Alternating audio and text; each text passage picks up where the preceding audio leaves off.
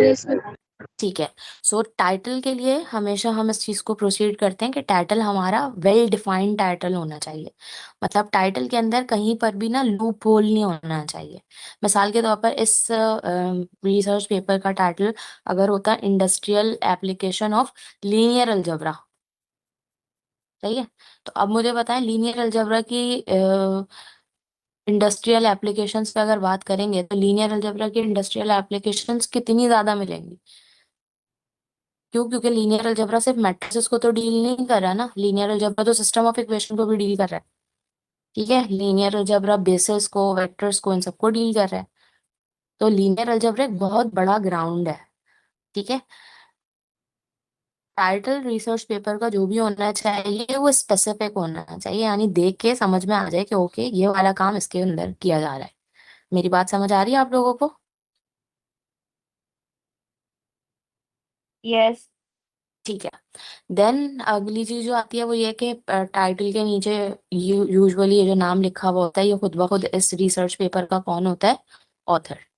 ठीक है, हमारे पास बाज दफा रिसर्च पेपर के ऑथर्स एक होते हैं। जैसे यहाँ पे नजर आ रहा है एक ही ऑथर है।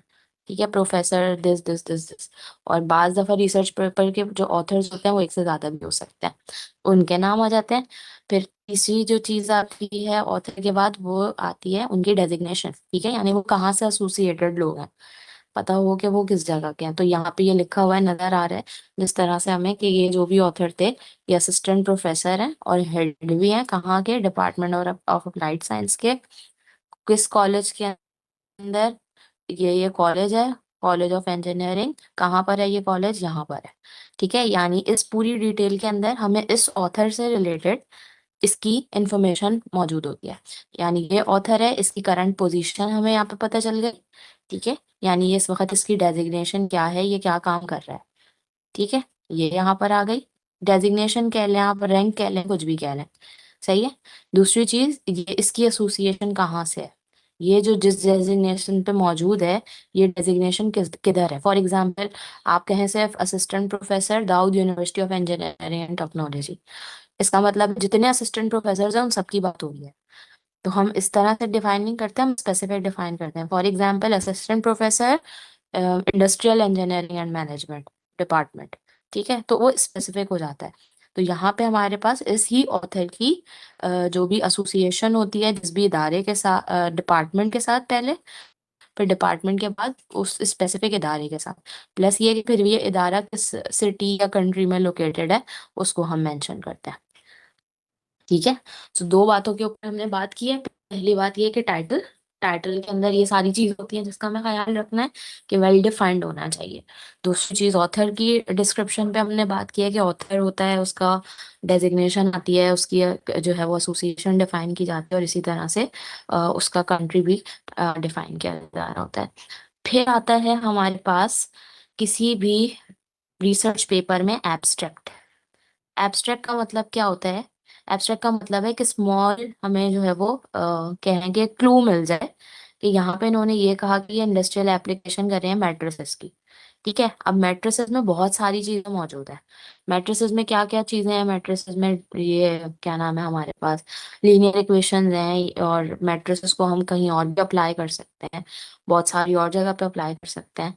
ठीक है, एब्स्ट्रैक्ट के अंदर हम फिर इसको डिफाइन करते हैं कि हम ये जो बात हमने टाइटल में डिफाइन की है, तो हम एब्स्ट्रैक्ट में उसकी डिटेल थोड़ी सी मेंशन करते हैं कि ये डिटेल है हमारे इस काम की। लेकिन एब्स्ट्रैक्ट हमेशा छोटा होता है, एब्स्ट्रैक्ट बहुत बड़े बड़े नहीं होते। एब्स्ट्रैक्ट मतलब है बस आपने अपने जो पेपर में जो भी कुछ आपने किया उसकी एक छोटी सी समरी हमें चाहिए। ठीक है, मुश्किल से 4 to 5 लाइन्स की समरी होती है, उससे ज्यादा बड़ी नहीं होती। ठीक है, अब इसमें इन्होंने डिफाइन किया in this paper my aim is to create awareness of the applications. यानी पहला हमें एब्स्ट्रैक्ट का, एब्स्ट्रैक्ट के अंदर हमें पहला इनका जो कहें कि टारगेट था, या इनका जो इन ये जो एक्सपेक्ट कर रहे थे कि वो इस पेपर से क्या चीजें हासिल करेंगे, वो इन्होंने डिफाइन किया। पहली चीज उन्होंने क्या डिफाइन किया कि वो अवेयरनेस क्रिएट करना चाह रहे हैं किसकी? एप्लीकेशंस की। ठीक है, एप्लीकेशंस, इंडस्ट्रियल एप्लीकेशंस की, लेकिन इसके लिए किसको इस्तेमाल करेंगे? दूसरी बात इन्होंने डिफाइन की कि इसको इस्तेमाल करेंगे मैट्रिसेस को। यही दोनों बातें इन्होंने यहाँ पे पहले ही टाइटल पे अपने में की है। ठीक है। लेकिन अब टाइटल के अंदर इन्होंने हमें ये नहीं बताया कि इंडस्ट्री के कौन से एस्पेक्ट के लिए ये काम करेंगे।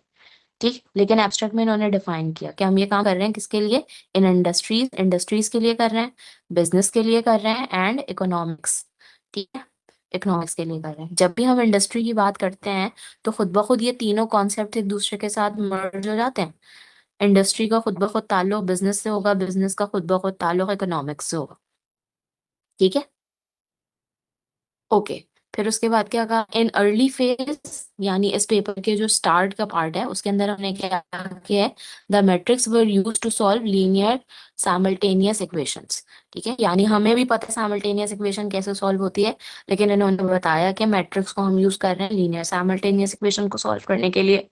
Then now matrices are used almost in every field of science. ये इन्होंने स्पेसिफाई किया कि हर जगह पे इस्तेमाल होते हैं, साइंस में, इंजीनियरिंग में, इधर उधर इधर उधर। पता। ठीक है। तो एब्स्ट्रैक्ट पढ़ के अब ये समझ में आया कि इंडस्ट्रीज, बिजनेस और इकोनॉमिक्स के हवाले से, यानी कहीं ना कहीं कोई इकोनॉमिक ग्रोथ की बात हो रही होगी, को हम मैट्रिसेस को इंडस्ट्री में इस्तेमाल कर रहे होंगे तो इस तरह इस्तेमाल कर रहे होंगे कि अगर ये प्रोडक्शन होनी हो रही है तो उस समय क्या प्रॉफिट आ रहा होगा, ठीक है, क्या लॉस आ रहा होगा। ठीक है। यानी ये टर्म्स हमें सिर्फ इसकी तरफ लेके जा रही हैं डायरेक्टली।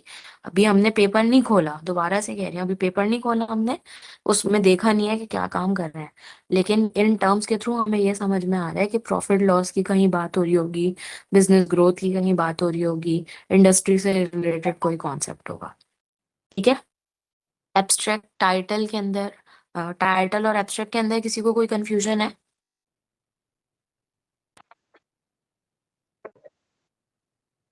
जी बेटा, टाइटल और एब्स्ट्रैक्ट के अंदर किसी को कोई कंफ्यूजन है?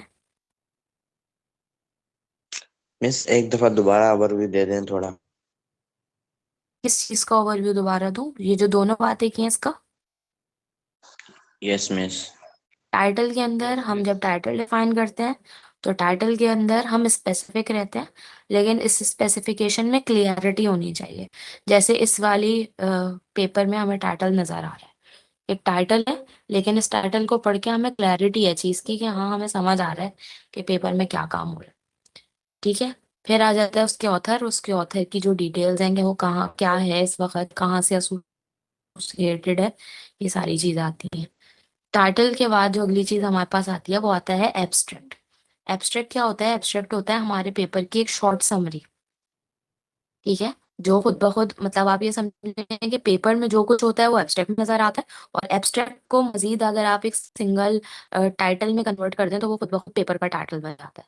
ठीक है।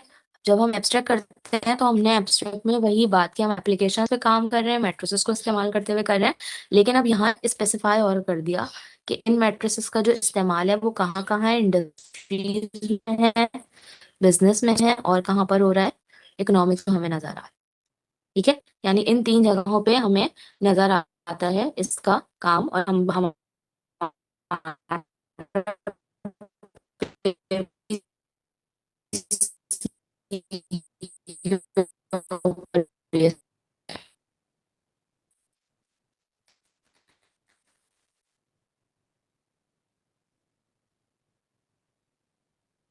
ठीक है।